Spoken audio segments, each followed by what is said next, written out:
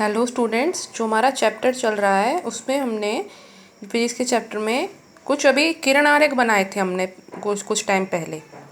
तो वो जो आप लोग मुझे बना के सेंड कर रहे हैं उनमें कुछ गलतियां हो रही हैं, तो आप पहले उनको बनाना सीख लीजिए कि कैसे बनाना है। जो किरण आरेख है वो हमको कंपास और स्केल और पेंसिल की मदद से बनाना होता है। और क्योंकि ये देखिए कि जैसे मैंने ये बनाया है आपका दर्पण के लिए, तो ये गोल होता है, गोली दर्पण है।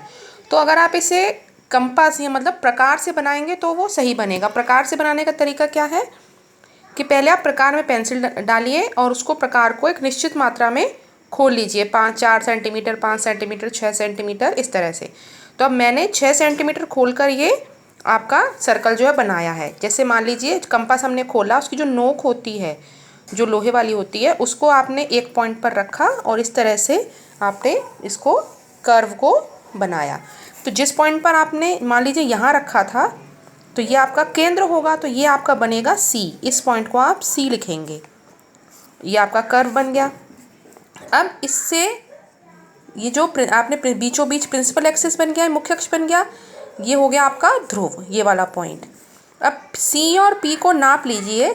जैसे मैंने बोला कि मैंने 6 सेंटीमीटर खोला था, तो 6 सेंटीमीटर का आधा होता है 3। तो यहाँ से मतलब इस लाइन के आधे पर एक पॉइंट बना लीजिए। ये बना 3 सेंटीमीटर पे, तो ये आपका होगा फोकस। तो ये आपके 3 पॉइंट्स आ गए। अब किसी भी स्थिति में आपको मतलब रूल्स के हिसाब से अगर आपने ये मार्किंग ठीक कर ली है और आपका कर्व वगैरह ठीक है, तो आपके चित्र जो होगा वो अपने आप सही बन जाएगा। तो हम एक किरण आरेख बना के देखते हैं जिसमें जो केस है कि जो ऑब्जेक्ट है वो वक्रता केंद्र के परे होता है, मतलब इस वाली साइड होता है। तो हम वो चित्र अभी बना के देखते हैं। अब मान लीजिए कि आपने जो ऑब्जेक्ट लिया वो ये आपने इतना ऊंचा ऑब्जेक्ट आपने ले लिया, इसको आपने ए बी नाम दिया है। अब रूल्स क्या बोलते हैं कि जो किरण पहले मुख्य अक्ष के समांतर होगी वो फोकस पे जाती है। तो आप स्केल से इसके समांतर इस टाइप से एक किरण बनाएंगे, ऐसे स्केल रख के। ठीक है, ऐसे स्केल आपने रखा, इस टाइप से सीधा, और यहाँ से आप इस तरह से लाइन बनाएंगे। यह आपकी लाइन बन गई, ये आपकी बन गई जो आपतित किरण है वो। अब जो पैरेलल होती है वो हमने कहा था फोकस पे जाती है इस टाइप से। तो आप स्केल को इस तरह से रखेंगे, यहाँ से और फोकस पे से इस टाइप से, इस तरह से स्केल को रखेंगे और अपनी जो रे है, जो परावर्तित किरण है, उसको आप इस तरह से बनाएंगे। अब देखिए ये आपकी परावर्तित किरण बन गई। अब दूसरा एक और हमें रे चाहिए, वो हम ये मान लेते हैं कि हम इस तरह से बना रहे हैं कि जो सी पे से होकर जाएगी तो वो इसी लाइन पर वापस भी आती है। तो अब आपको स्केल को इस तरह रखना होगा, इस ए से सी पे, और इस तरह से आप स्केल को रखेंगे ऐसे, सी से जाते हुए ए से और सी से और आपके मिरर तक।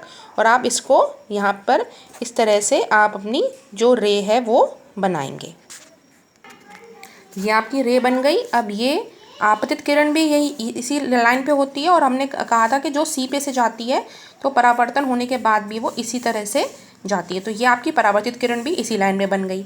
अब ये दोनों किरण जो है, ये वाली और ये वाली, ये इस पॉइंट पर आपस में कट करे, तो ये आपकी इमेज वाला पॉइंट हो गया। तो इसमें आप इस तरह से सीधा बना लेंगे इस टाइप से, और ये एरो हेड आपका इधर आ गया। इधर एरो के ऊपर ए था तो यहाँ पर आप ए डैश बनाएंगे, यहाँ बी था तो इसको आप बी डैश बनाएंगे। अब ये देखिए आपने स्केल से और मेजरमेंट से आपने बनाया, तो अपने आप आपका आंसर जो मतलब जो इमेज की पोजीशन है वो अपने आप एफ और सी के बीच में अपने आप बन गई।